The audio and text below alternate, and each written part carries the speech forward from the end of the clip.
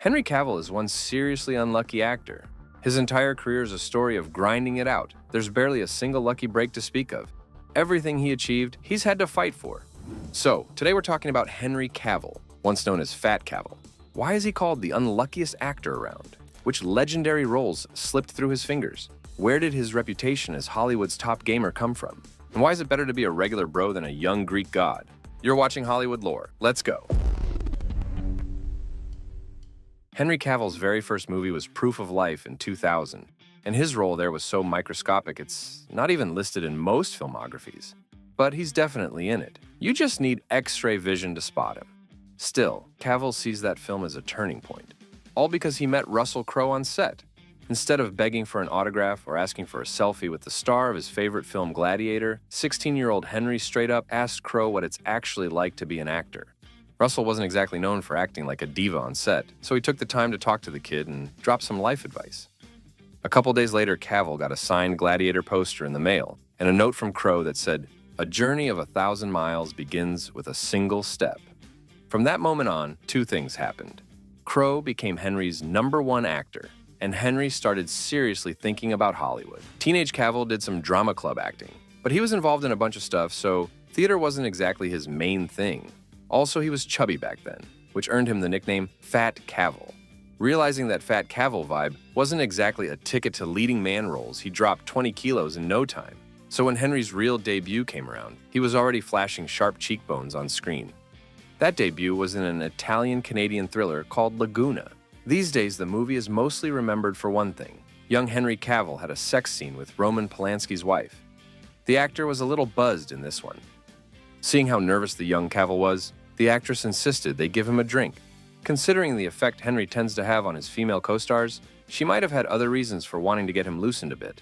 But that's a whole different conversation. Report to the ship as soon as possible. We're banged, okay? In 2002, Cavill landed a bigger project, The Count of Monte Cristo.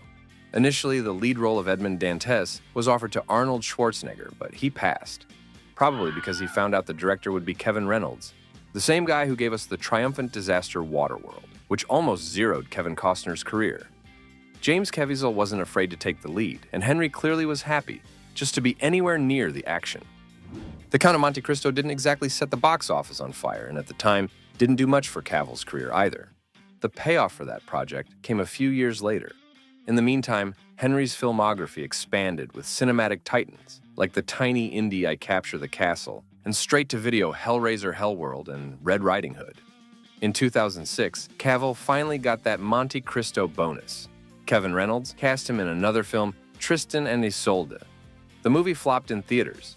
But hey, at least it was in theaters at all, which on paper should have meant better chances for Henry at auditions. But that's just theory. In practice, things somehow got even worse.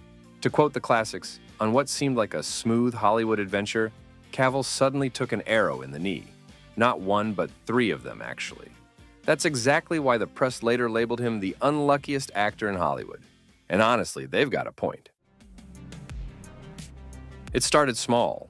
First, the role of Cedric Diggory in Harry Potter and the Goblet of Fire got snatched right from under Cavill's nose by Robert Pattinson. And Pattinson would pull the same move again later, but we'll get to that. Losing Cedric was only half the pain, though. What really hurt was missing out on the role of James Bond, which was supposedly almost his. Nowadays, the idea of a 22-year-old white hetero-handsome man portraying Bond sounds kind of hilarious. But imagine that in the mid-2000s, it was dead serious. Director Martin Campbell and the producers of Casino Royale were actually considering Cavill, and even thought about rewriting the script to fit him. According to people involved, Henry was the only real contender besides Daniel Craig. In the end, they decided Cavill was just too young, and if you're going to be consuming vodka martinis on camera, you've got to look a bit more experienced in the matter.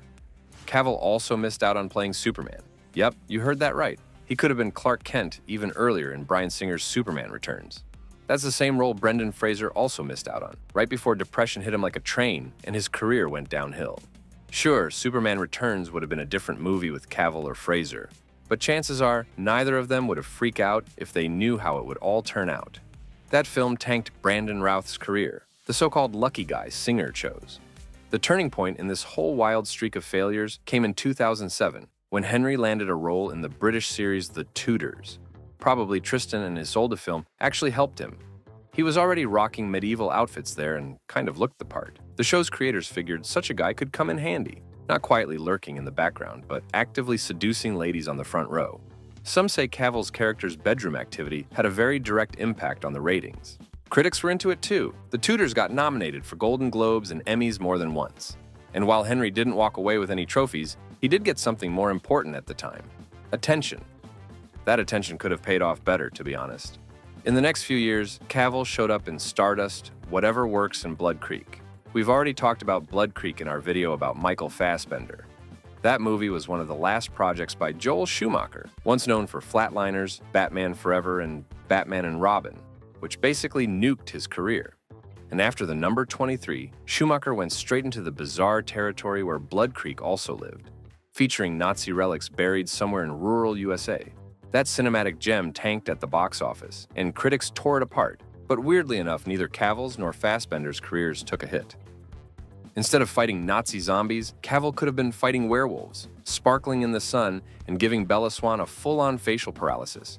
But once again, all that went to Robert Pattinson, who snagged the role of Edward in Twilight right out from under Henry. The funny part here is that author Stephenie Meyer actually pictured Henry Cavill when she wrote Edward Cullen. She'd seen him in the Tudors and was totally blown away. Naturally, Meyer pushed hard for Henry to get the role, but the filmmakers once again pulled the age card. Too young to be Bond, too old to be a vampire. Younger Pattinson had to take this painful hit instead. Cavill did eventually land a leading role in a potential blockbuster in 2011, but there was a catch. The young actor was strictly told to get into the absolute best shape of his life. Director Tarsem Singh wanted something between Renaissance and 300, meaning maxed out muscles and pumped body parts. Still, Henry was told to chill for now and enjoy his cheeseburgers. The film was having funding issues, and they needed to secure cash for coaches first. Cavill ignored this Omega talk and paid for gym sessions out of his pocket.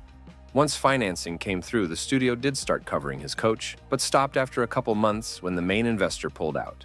A few months later, the whole cycle repeated, and this time, Cavill was directly told to curb his enthusiasm. The whole project might not even happen. So, for about a year and a half, investors kept coming and going from Immortals. But one thing was unchanged. Henry, who kept paying for his own training and grinding 6 to 7 hours a day in the gym. By the time shooting finally began, the actor didn't just have a six-pack.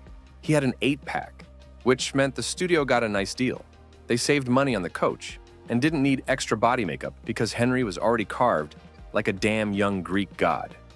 Immortals did well at the box office, making $227 million on a budget of $75. Audiences clearly appreciated the results of all that gym time. Unlike the director of Cavill's next film, The Cold Light of Day, which he'd signed on for before the whole Immortals drama. When the director saw Cavill with 6% body fat, his eyes nearly popped out. He said he hadn't cast a young Kratos. He wanted a regular dude, which is exactly what the role called for. So Cavill was handed a Burger King coupon and banned from touching anything heavier than a spoon. Audiences didn't understand the absence of the 8-pack and skipped the movie entirely. It flopped hard at the box office, but by that point, Henry didn't care. He'd already landed the role that made him a star. As it often goes with big studio projects, this movie could have turned out completely different. It almost wasn't Zack Snyder directing it. Darren Aronofsky, Guillermo del Toro, Robert Zemeckis, Ben Affleck, and Tony Scott were all considered at some point. The latter declared he only saw Denzel Washington as Superman, and right after that, Snyder was immediately chosen. Christopher Nolan's advice to hire the director of his beloved movie The Watchmen also probably helped a bit. There was a long line of contenders for the role of Clark Kent, too, including Armie Hammer, Matthew Good, and Captain Eyeliner Colin O'Donoghue. But according to Snyder, Henry stood out even among this sausage fest party. He was the only one who managed not to look ridiculous but powerful, wearing the red and blue tights during screen tests. Later on, a story appeared that Henry almost missed out on this life-changing role because he was too busy farming boars in World of Warcraft and didn't hear Zack Snyder's call. These days, pretty much everyone knows the actor is a hardcore gamer. That little detail is now in every corner of the internet.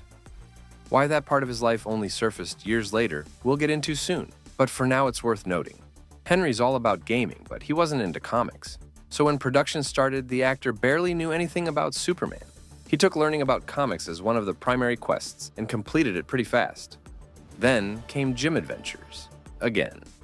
This time under the guidance of a coach personally appointed by Snyder. Both the actor and the director kept hyping each other up with talk about crafting the perfect Clark Kent body, no rubber muscle pads allowed, and a fired-up Henry spared no effort getting into top shape. Russell Crowe also praised Cavill's dedication and was happy for his protégé's success. As Crowe himself admitted, not entirely from the heart, though. He was a bit jealous of that ridiculous beauty, but still wished Henry all the best as much as he could. Man of Steel made $670 million at the box office on a reported budget of $225. Some say the real number was higher, plus another $100 million dumped into marketing, meaning the total cost was about $350 million. Consider that cinemas also need to make a living, and it becomes clear that the studio basically earned nothing compared to Avengers or Dark Knight Rises, which both obliterated the box office a year ago. Those numbers marked the beginning of all the wrong decisions with the DC Universe. Despite the disappointment, a Man of Steel sequel was probably going to happen. Word is they were already working on a script, but then Henry's bad luck kicked in again. Warner Brothers saw that sweet, sweet box office money superhero mashup can make and started drooling. So Man of Steel sequel suddenly turned into Batman vs. Superman, and the studio wanted it done ASAP, preferably yesterday. Cavill showing up in the movie wasn't exactly a shocker, but Affleck's involvement raised a few eyebrows, especially since he'd sworn multiple times that he'd never suit up in tights again. Most confused of all was Josh Hartnett, who years earlier had been warned by Affleck never to accept Nolan's offer to play Batman. Affleck promised Hartnett a biblical plague and a swarm of locusts if he did. Spooked by the prophecy, Josh said no, and that was pretty much the quiet end of his run as a big-time star. Years later, Ben gladly took the Batman role himself, figuring lightning doesn't strike twice, and there wouldn't be the second Daredevil in his career. And for a moment, it looked like he was right. Batman vs. Superman crushed it in test screenings and pulled in nearly $500 million during its opening weekend. But still, there was a karma celebration on Josh Hartnett's street because all those glorious facts came with a few interesting details. First off, rumor has it that the test screenings for Batman vs. Superman were held only for highly important people at Warner. It was them who liked what they saw, not some average moviegoer. And then the film actually hit theaters. Audiences were spitting at the screens, and critics handed it a nice big basket of Razzies. Highly important people were a bit surprised by how things turned out, but at that point, there was nothing they could do. The box office record in the first weekend was an even more beautiful sight to behold. In just 3 days, the movie pulled in $424 million, better than any superhero movie before, even the Avengers. But by week 2, Batman vs. Superman flatlined, eventually making $874 million. In other words, it made as much in the first 3 days as it did in all the remaining ones combined. That kind of drop-off is one of the worst in box office history. Considering the movie's total cost with marketing expenses was around $415 million, Warner Brothers walked away with just enough profit to maybe buy a couple supercars. And odds are those went to highly important people who greenlit the whole thing in the first place. And that's assuming Batman vs. Superman's budget wasn't underreported, unlike what happened later with Captain Marvel. One thing that hints at some sketchy money stuff is the mess around Cavill's paycheck for this movie. Everywhere you look, it says he got $14 million. But the actor himself swears he's never seen anything close to that. Despite all the drama and the possibly stolen paychecks, the DC Universe movies clearly gave Henry's career a solid boost.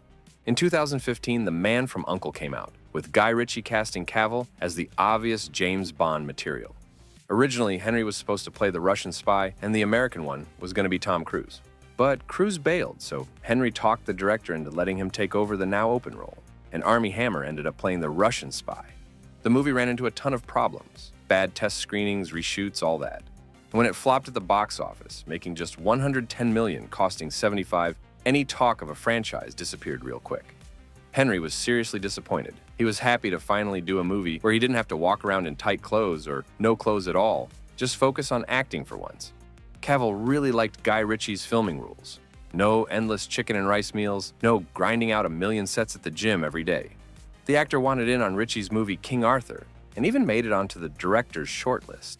But in the end, Ritchie went with Hunnam, saying he needed someone who looked like a bro, not like James Bond or a young Greek god.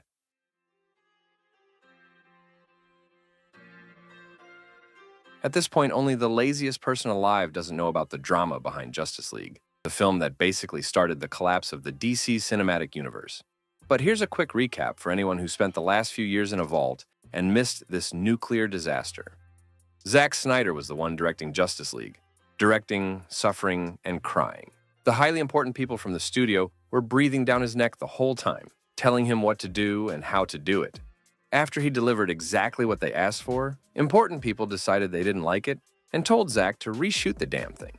But then the director was hit with a family tragedy, and he and his wife Deborah, who was also producing the film, stepped away from the project. That's when Joss Whedon was brought in to finish the job, ideally making the movie just as awesome as The Avengers. During reshoots, it suddenly turned out Cavill had already moved on to Mission Impossible Fallout, sprinting around with Tom Cruise. All fine except for one thing. Apparently running with Tom Cruise required a mustache. Warner begged Paramount to reconsider and let Henry shave, even offered to cover the CGI costs themselves, which made sense. Adding a mustache in post-production is way easier than removing one.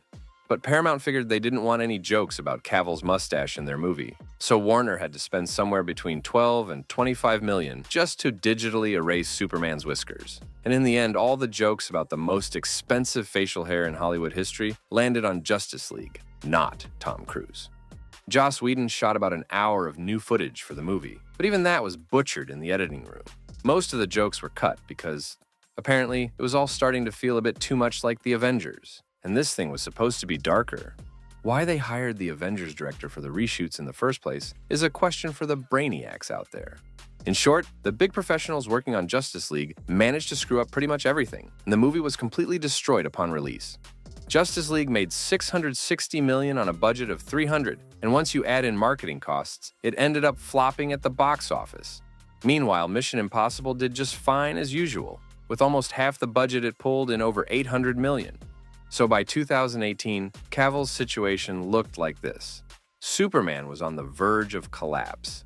Nobody was calling him to play bros or regular dudes, and only a chosen few get to ride Tom Cruise's leprechaun magic from film to film. Henry needed a new project, and he found one on Netflix. It's generally agreed Geralt isn't exactly supposed to look like a young Greek god, let alone Superman. Of course, we all know Netflix has its own unique take on what an authentic look means in adaptations, but even they weren't considering Cavill for the role of Geralt at first. Henry strongly disagreed with that and made it clear to Netflix, proposing himself as the lead. He backed it up by saying he'd read all of Sapkowski's books, played the CD Projekt Red games, and was basically a level 80 Gwynblade, who either sleeps hugging his PC or hunts Alguls every night.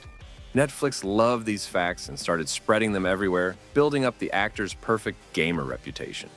That helped him land the role, even though Henry doesn't exactly look like an average Swallow consumer. The Witcher series owed its popularity more to the games than the books, and Netflix was clearly aiming at the gaming fan base. So that's how Henry became the ultimate gamer among all Hollywood gamers. It was a win-win. Women weren't scared off by that usually intimidating fact, and the male audience now saw him as a real bro. And a real bro doesn't have to look exactly like the canon Geralt. Cavill managed to score a pretty sweet deal on The Witcher, by the way. The budget for the first season was reportedly around $65 million, which isn't exactly huge for a project like that. But Henry was pulling in $400 grand per episode, meaning he made over $3 million just for season 1. Henry took on a few other Netflix projects as well, popping up in Enola Holmes and earlier in Sandcastle. Somehow he also managed to show up in a tiny movie called Night Hunter, which scored a glorious 15% on Rotten Tomatoes. In 2021, the seemingly dying DC universe energized a bit. The Snyder Cut of Justice League dropped, a director's version running nearly 4 hours. It hit streaming right away and instantly got beat in viewership by Mortal Kombat, which only cost $55 million. The Snyder Cut cost $75, but it's hard to judge fairly, as it wasn't a brand new film. Also, the audiences actually liked it, despite a runtime that even Lord of the Rings and Harry Potter might be jealous of. Still, Warner Brothers wasn't impressed, and eventually got downright horrified by the box office numbers for the Suicide Squad sequel and Black Adam. Cavill made a cameo in the latter, teasing that The Rock's next throwdown would be with Superman. But as we all know by now, that fight ain't happening. After flop, the studio decided to just reboot the whole damn thing, so from 2022, Cavill is not Clark Kent anymore. There's a new Superman movie in post-production now, but let's be real. Who in 2025 actually gives a crap? Around the same time, Cavill also walked away from The Witcher. He said the show was great, the people were talented, and everything was going according to plan, but he didn't want to be part of a plan where the talented people hadn't read the Witcher books or played the games. Henry powered through Season 3 with that white wig by sheer willpower, then wished good luck to budget Chris Hemsworth, Liam, who's replacing him.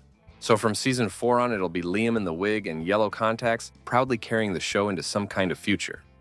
In 2024, Cavill appeared in several movies. In one, he's on screen for a whole 10 seconds. In another, maybe 10 minutes. Argyle ended up being one of Apple's biggest flops. Despite the all-star cast party, it tanked completely in theaters. The Ministry of Ungentlemanly Warfare flopped too, despite cosplaying in Glorious Bastards. But there's still some hope left for another Guy Ritchie collab, The Gray Zone. That one was supposed to come out earlier this year, but the release got delayed. No one really knows why, so we can only hope it's because the film's quality is just too good, and the world just needs more time to prepare for such cinematic revelation. After hearing all that, it might sound like Henry's career is tanking again, like he's back to being cursed, but that's not quite true. First, the fact that Guy Ritchie now sees Cavill as a legit bro and keeps casting him is already a good sign. Sure, Ritchie tries hard to scrub the polished Greek god vibe off Henry in every film, but hey, it's working. Second, Amazon finally managed to strike a deal with Games Workshop and started to make series based on Warhammer, Henry's personal obsession. Given it's Amazon, there's a risk we might end up with female space wolves and Henry playing their bard, singing songs about tossing coins. Let's just hope, pray, and beg the Emperor it doesn't come to that. Funny enough, one of Henry's upcoming projects has him swinging a sword around again. This time it's not Geralt, but Duncan MacLeod. The Highlander reboot is being directed by Chad Stahelski, the guy behind all the John Wick movies. They said filming would start in the first half of this year, but clearly someone's still calibrating something because the project is still stuck in pre-production. Another Amazon project, Voltron, just wrapped filming a few days ago and is expected to hit screens sometime next year. Cavill's upcoming roles don't seem to rely on him being ridiculously good-looking. You don't see viral montages of actresses drooling over him during press tours anymore. The guy's grilling steaks, modeling Warhammer minis, gaming, and talking about what it's like being a dad.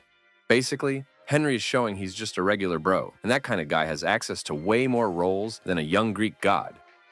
So maybe thanks to these efforts, the actor's streak of bad luck will be over someday, with Cavill focusing purely on acting, not his body fat percentage, which by the way is exactly what Michael Fassbender's been doing since 300, and his portfolio now includes some seriously strong acting work, totally unbothered by Charlize Theron's public confessions about wanting to touch him in some interesting places. We've got a video on Michael too, go check it out. Thanks for watching and don't forget to like, subscribe, and all that. See you next time.